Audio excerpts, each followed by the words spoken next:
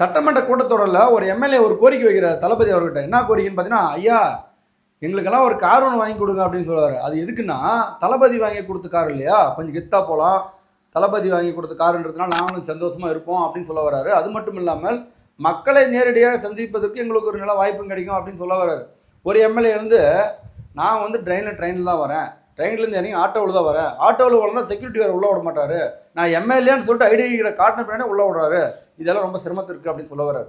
இது எல்லாத்தையும் முற்றுப்புள்ளி கொடுக்கும் வகையில் தான் தளபதி அவர்கள் வந்து பார்த்தீங்கன்னாக்கா அனைவருக்கும் அனைத்து எம்எல்ஏக்களும் ஒரு கார், அதை காருக்கு எரிபொருளும் பராமரிப்புக்காக 75,000 ரூபாய் ஒதுக்கியிருக்காரு. அந்த அலுவலகத்தில் எம்எல்ஏவுக்கு உதவி பணியாளராக இருப்பார் இல்லைங்களா, அவங்களுக்கு 25,000 ரூபாய் சம்பளமும் ஒதுக்கியிருக்காரு. 1 லட்ச ரூபாய் ஒரு எம்எல்ஏவுக்கு, மாதத்துக்கு 2,34,00,000 ஒரு மாதத்திற்கு அனைத்து எம்எல்ஏக்களுக்கும் செலவு நிதியே ஒதுக்கிட்டாரு.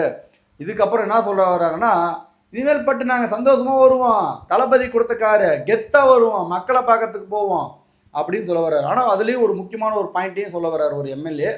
எங்ககிட்ட எல்லாருக்கிட்டையும் கார் இருக்குங்க, ஆனாலும் எங்கள் வீட்லேயும் 4 கார் 3 கார் இருக்குது, இருந்தாலும் தளபதி அவர்கள் கொடுத்த கார், தளபதி அவர்கள் கொடுத்த கார்னால் கொஞ்சம் கெத்தாக இருக்கும் அப்படின்னு சொல்ல வராங்க. எல்லாமே முதல் தரமாக தான் முதலையாக தான் இப்போ எம்எல்ஏவெலாம் ஜெயிச்சு வந்திருக்காங்க. அவங்கக்கிட்டலாம் காரெல்லாம் சில பேர்கிட்ட கிடையாது, அவங்க போக்குவரத்துக்கு ரொம்ப நெரிசலாக இருக்கும்.